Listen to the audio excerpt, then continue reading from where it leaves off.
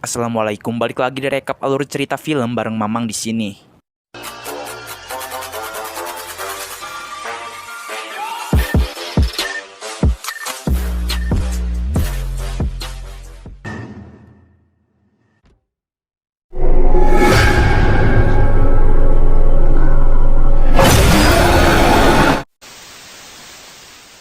Hai Slur, akhirnya setelah 7 bulan purnama, Mamang upload lagi nih. Kali ini Mamang datang kembali dengan membawakan sebuah film yang bisa bikin kalian merinding, yaitu film Roy Kiyoshi The Untold Story. Bentar-bentar, Mamang mencium aroma-aroma yang nonton video ini belum pada mandi. Tapi gak apa-apa, tenang Slur, soalnya kebetulan Mamang juga belum mandi. Tapi sebelum ke videonya, pastikan kalian memiliki kesadaran yang tinggi, sedang tidak dalam pengaruh hal gaib, dan tentunya memiliki kartu BPJS. Jika sudah memenuhi syarat dan ketentuan yang berlaku, hayu, meluncur.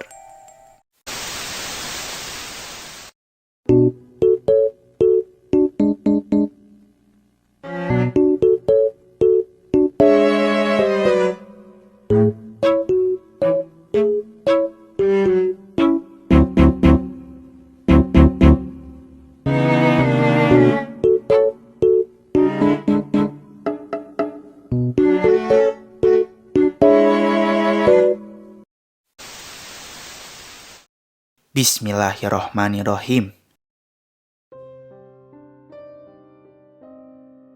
Film ini dimulai dengan seorang anak yang sedang akan diculik oleh sosok setan bernama Banaspati. Tak lama Roy pun datang. Dia datang sambil membunyikan loncengnya.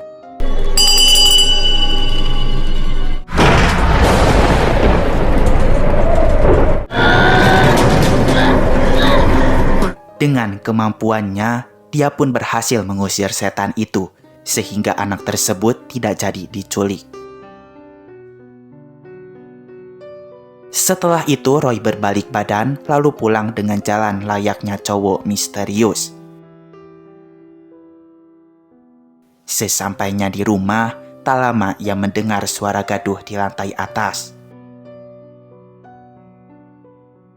Roy pun melihat Rani, yaitu adiknya, sedang melakukan ritual. Tiba-tiba, Banaspati datang dan langsung menculik Rani, Slur. Dan film Roy Kosasih pun, dan film Roy Kiyoshi The Untold Story pun dimulai. 2 tahun kemudian, film berpindah kepada seorang perempuan cerdas lulusan S2 psikologi yang bernama Sheila. Dia sedang akan melamar suatu pekerjaan di sebuah LSM bernama LSM Panah. Buat yang belum tahu, LSM adalah suatu organisasi yang bertugas untuk membantu masyarakat. LSM yang Sheila kunjungi berfokus untuk mencari anak yang hilang. Pimpinan di sana mengatakan jika bekerja di tempat ini gajinya kecil. Sangat disayangkan untuk Sheila yang merupakan lulusan S2. Tapi Sheila tidak masalah dengan hal itu. Dia bekerja ingin mencari pengalaman. Selain itu, salah satu motivasi ia bekerja di sini karena beberapa tahun yang lalu, saudaranya yang masih berusia 9 tahun menghilang secara misterius. Sebenarnya beberapa tahun yang lalu, saudara saya yang berumur 9 tahun hilang secara misterius. Di hari itu, Sheila langsung diterima kerja dan dia diantarkan ke meja kerjanya. Di hari itu pun, Sheila sudah bisa mulai bekerja, Slur. Lalu, rekannya memberikan beberapa data anak hilang yang harus mereka cari. Selang berapa waktu, Sheila melihat sebuah ruangan yang tak jauh dari meja kerjanya. Ruangan itu sangat kotor dan juga berantakan. Sheila bertanya jika itu ruangan siapa. Winda menjawab jika ruangan tersebut milik seorang karyawan di sini yang bernama Vina. Dia sudah mati karena bunuh diri. Dia mati gara-gara loncat di gedung mall dari lantai 3, Slur. Menurut berita yang beredar, Vina mati secara misterius dan juga karena hal supranatural.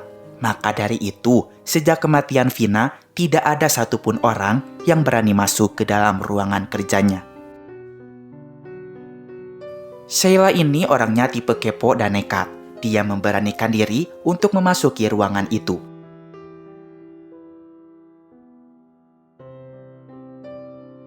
Lalu, dia menemukan sebuah handycam. Secara diam-diam, Sheila mengambil barang tersebut. Film berpindah ke pantai Mandalika. Kenapa gak sekalian sirkuit Mandalika aja ya? Nanti ketemu sama Rara pawang hujan. Terus nanti dia bilang, langit itu atas izin Tuhan itu milik Rara. di pantai itu terlihat Roy sedang mabuk-mabukan. Ya, setelah adiknya menghilang 2 tahun yang lalu, Roy jadi menutup dirinya dan selalu merasa bersalah. Tak jarang dia menyalahkan dirinya sendiri atas menghilangnya Rani. Dia menyesal karena sudah lengah menjaga adiknya. Penglihatan yang kata orang merupakan kelebihanku. Tetapi walaupun seperti itu, kemampuan indigonya masih tetap berfungsi. Dia selalu melihat mereka yang seharusnya sudah tidak ada di dunia ini lagi. Dengan kata lain, mereka adalah jurik.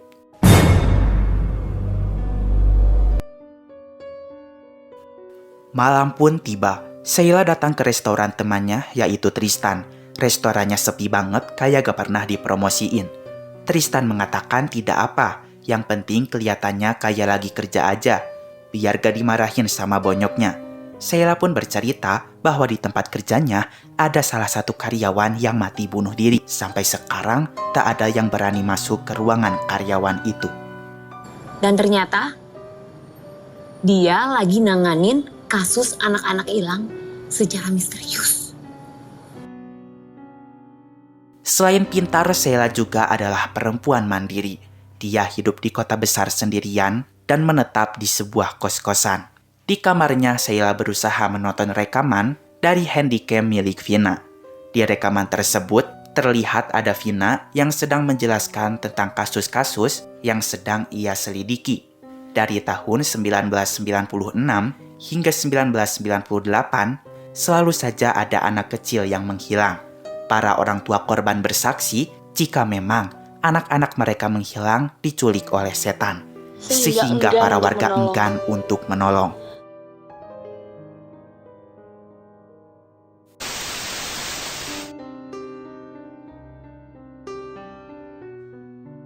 Rizka, tantenya Roy, sudah pusing melihat kelakuan keponakannya itu.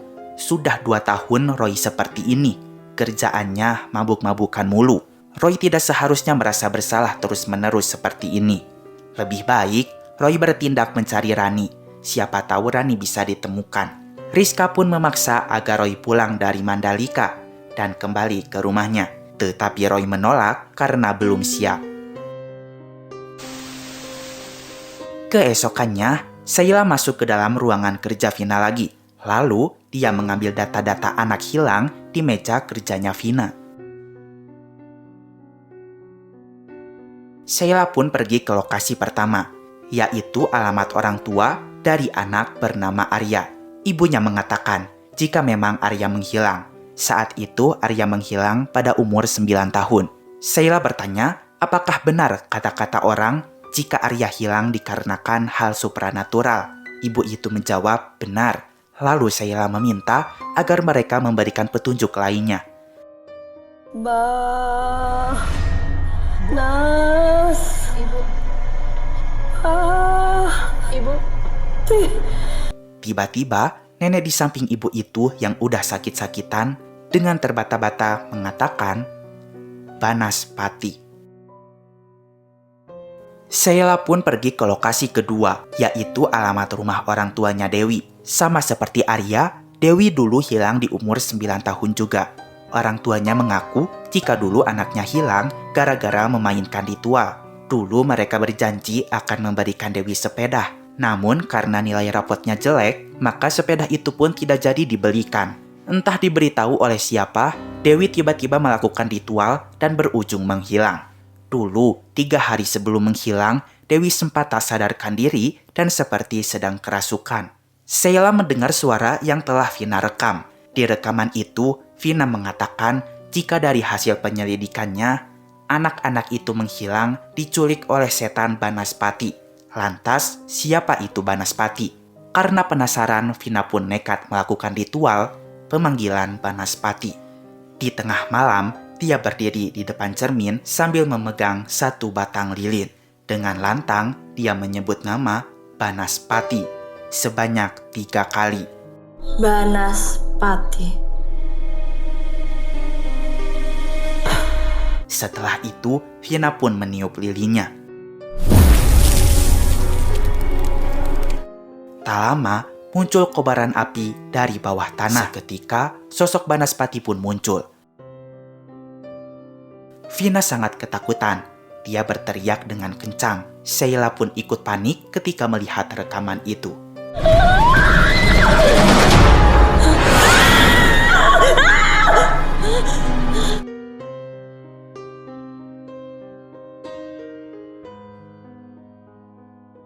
Scene berpindah kepada Rizka kembali, yang lagi-lagi terlihat sedang ngomelin si Roy. Hidup harus tetap berjalan.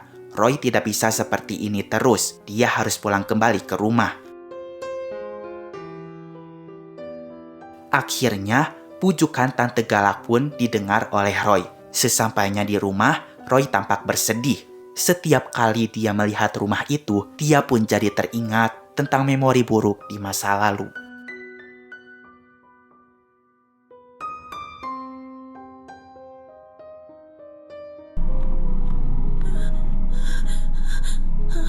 Film kembali kepada Sheila. Tiba-tiba ia berada di sebuah lorong toko.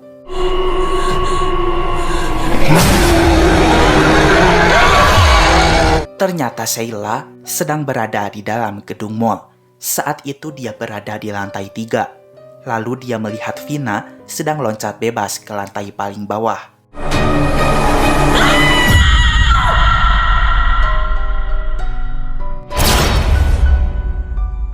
Ternyata itu semua adalah mimpi. Sheila merasa ada yang tidak beres dengan masalah ini. Dia segera bangkit dari tempat tidurnya, lalu mulai membuka data-data anak hilang yang dia ambil dari meja kerjanya Vina. Sheila menata foto dan data anak hilang sesuai dengan tahunnya secara berurutan. Ada yang hilang di tanggal 13 Agustus tahun 92, ada yang hilang di 2 Agustus tahun 93, lalu ada yang hilang di 22 Juli tahun 94, kemudian ada lagi yang hilang di 12 Juli 95, lalu ada lagi di 30 Juni tahun 96, dan yang terakhir ada anak hilang di tanggal 9 Juni tahun 98. Di sini dia mulai berpikir jika setiap tahun pasti saja ada satu anak yang hilang. Namun, ada satu hal yang membuatnya heran.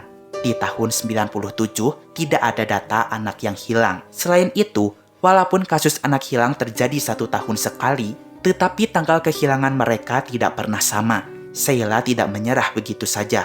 Dia berusaha mencari polanya, karena dia yakin semua ini saling berhubungan. Setelah melakukan beberapa riset, akhirnya Sheila mendapatkan sebuah petunjuk. Menurut kalender Jawa, tanggal 13 Agustus tahun 1992 adalah tanggal 13 Wadana. Begitu pula dengan tanggal 2 Agustus tahun 93, 22 Juli tahun 94, 12 Juli tahun 95, 30 Juni tahun 96, dan 9 Juni tahun 98, semua tanggal-tanggal Masehi itu, jika dilihat di kalender Jawa, semuanya sama, yaitu tanggal 13 Wadana. Berarti, anak yang hilang di tahun 97 pun terjadi di tanggal 13 Wadana juga. Dan tanggal 13 Wadana di tahun 97 adalah tanggal 20 Juni. 20 Juni adalah hari di mana Rani menghilang.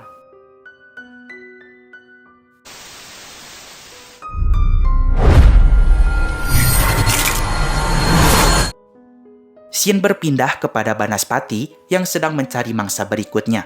Ternyata adegan tadi adalah mimpinya Roy. Roy dapat melihat sesuatu di masa depan, tapi dia tidak pernah tahu siapa orang di dalam kejadian itu dan di mana tempat kejadiannya terjadi. Tetapi jika mendapatkan penglihatan, Roy selalu menggambarkannya. Sementara itu, Sheila pergi ke kantor polisi untuk mencari data tentang kasus anak hilang di tahun 97. Polisi pun memberikan datanya. Lalu dia menelepon orang yang membuat laporan itu. Rizka datang ke rumahnya Roy.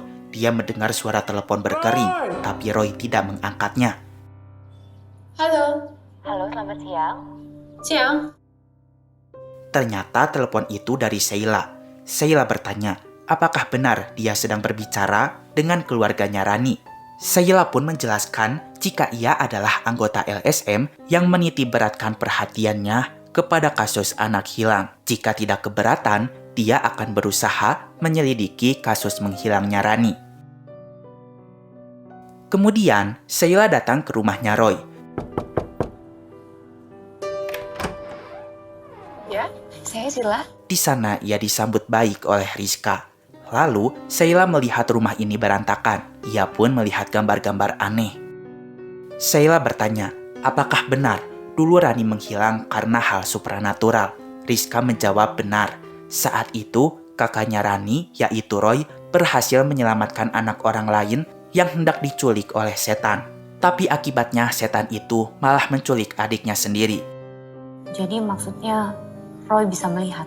Sheila mengatakan, jika seperti itu, Roy ini berarti mempunyai kemampuan. Rizka menjawab, iya, semacam kemampuan indigo gitu. Ya, dari kecil dia bisa melihat dimensi yang lain. Sheila ingin berbicara dengan Roy. Siapa tahu Rani bisa mereka temukan.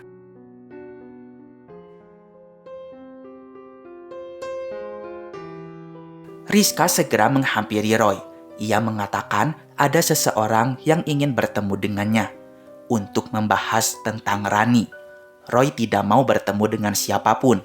Rani tidak akan pernah ditemukan, ucap Roy. Saat Sheila sedang sendirian, dia kepo dengan gambaran-gambaran aneh itu. Ternyata itu semua adalah gambaran Roy.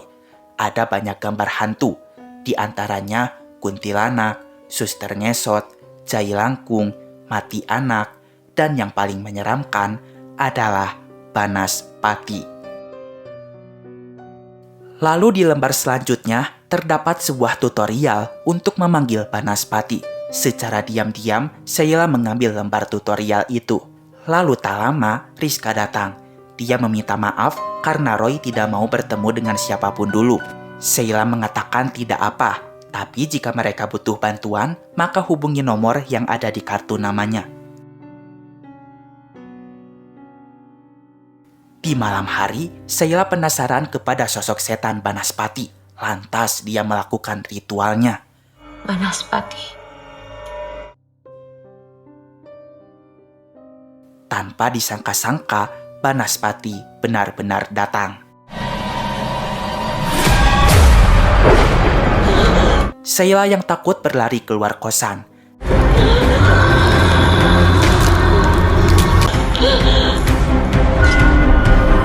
Entah titisan The Flash, Banaspati ini larinya cepet banget. Saking takutnya, Sheila sampai nabrak pas satpam.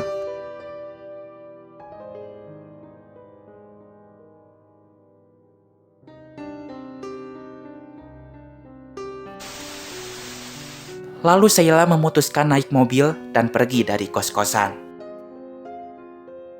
Karena kejadian semalam, Sheila jadi tidur di dalam mobil. Setelah bangun, Sheila langsung menelepon Rizka. Dia mengatakan bahwa semalam dirinya diteror oleh setan Banaspati. Apa yang harus ia lakukan? Apa yang harus saya lakukan? Rizka menjawab tidak tahu, hanya Roy yang mengetahui hal ini. Rizka menyarankan sebaiknya Sheila bertanya langsung kepada Roy. Untungnya, ada beberapa baju dan celana yang Sheila simpan di dalam mobil. Sheila segera bersiap dan bergegas menuju rumah Roy. Sesampainya, pintu rumah Roy tak ditutup. Sheila langsung masuk. Lalu, dia naik ke lantai atas. Sheila pun melihat Roy sedang menggambar. Roy seketika berhenti menggambar. Dia tidak fokus. Sheila mengatakan Roy harus menolongnya. Banaspati itu datang. Kemarin dia memanggilnya. Seketika Roy tercengang. Dia mengatakan Sheila sudah tidak bisa diselamatkan. Orang yang sengaja memanggil setan itu tidak akan pernah selamat. Lalu Roy mengusir Sheila dari rumahnya. Sheila mengatakan jika Roy diberikan kelebihan seharusnya untuk membantu banyak orang.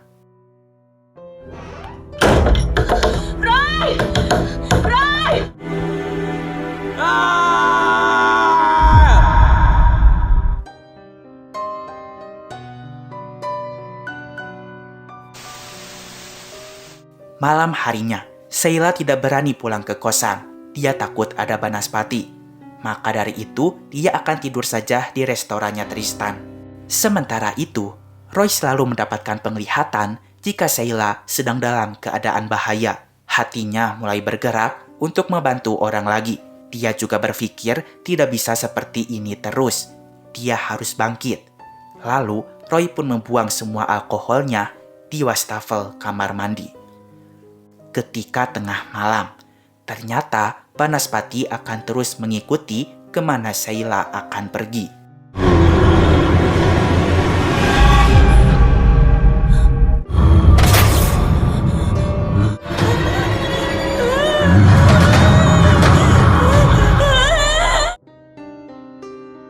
Sheila pun terpengaruhi oleh Banaspati. Banaspati ingin Sheila loncat dari atas gedung.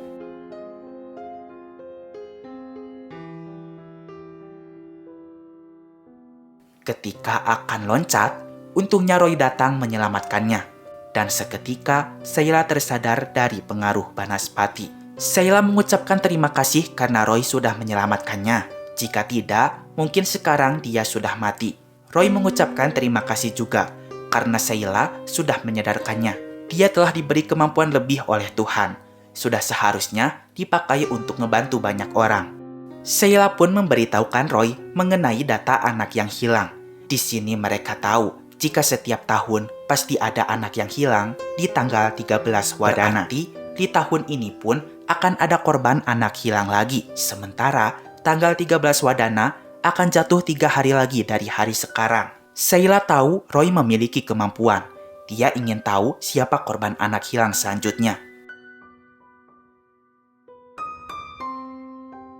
Setelahnya, dia mendapatkan penglihatan jika korban selanjutnya adalah seorang anak perempuan yang sering pulang sekolah sendirian.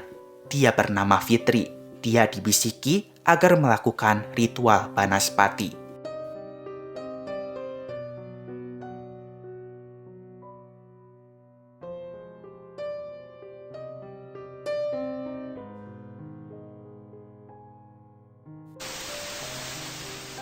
Roy tidak tahu siapa anak yang akan jadi korban selanjutnya, tetapi dia bisa tahu di mana keberadaan Banaspati sekarang. Keesokan harinya, dengan diantarkan oleh Sheila, Roy terus berusaha menerawang di mana keberadaan Banaspati. Singkat cerita, mereka pun akhirnya menemukan rumah Fitri. Roy dan Sheila berusaha memberitahu kedua orang tua Fitri jika sekarang anaknya sedang dalam keadaan bahaya. Namun, mereka tidak diterima. Mereka malah dianggap sedang melakukan praktek penipuan.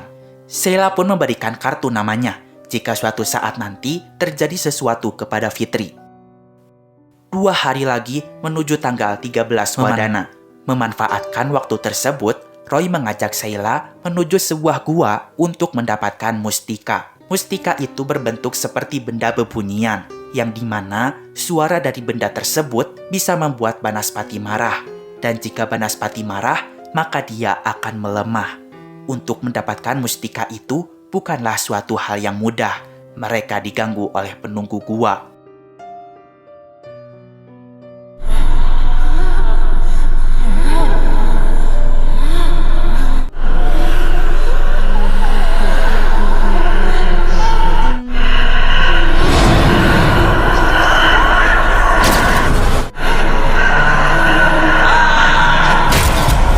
Namun, pada akhirnya Roy mendapatkan mustika itu. Lah, ini mah sama kayak alat yang dipakai Rara pawang hujan kan, Stur? Tepat di tanggal 13 Wadana, Fitri pun akan diculik Banaspati. Sebelumnya, Fitri mengamuk dulu. Hal ini membuat kedua orang tuanya khawatir. Fitri.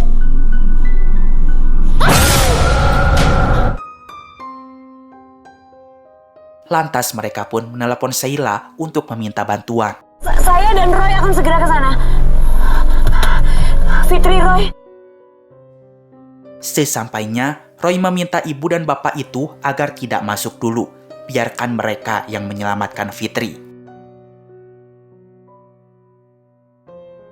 Lalu, mereka melihat Banaspati sedang akan membawa Fitri.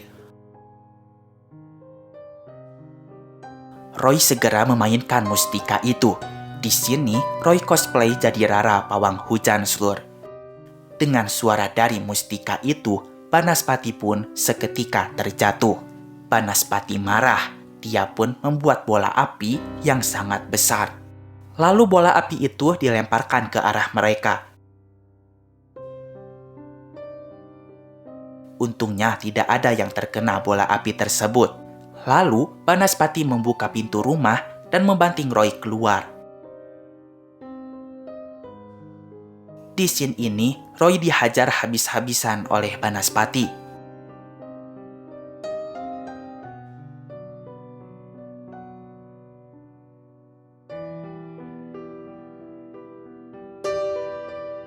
Roy sudah diberikan kemampuan yang lebih. Dulu dia memang tidak tahu cara menggunakannya. Tapi sekarang dia tahu dan akan melawan. Aku akan mengalahkanmu. Roy pun berlari dan mendorong Banaspati yang sudah lemah hingga tercebur ke dalam kolam. Sheila yang baru tersadar segera berlari menuju kolam. Dia bersedih karena menyangka Roy sudah meninggal. Tetapi tiba-tiba muncul sebatok kepala di atas permukaan air kolam. Ternyata itu kepalanya Roy dan dia berhasil mengalahkan Banaspati itu. Roy pun pulang kembali ke rumah. Setelah Banaspati musnah, hal tak terduga pun terjadi. Tiba-tiba Rani keluar dari dalam kamarnya. Berarti semua anak yang telah diculik berhasil kembali lagi ke alam dunia.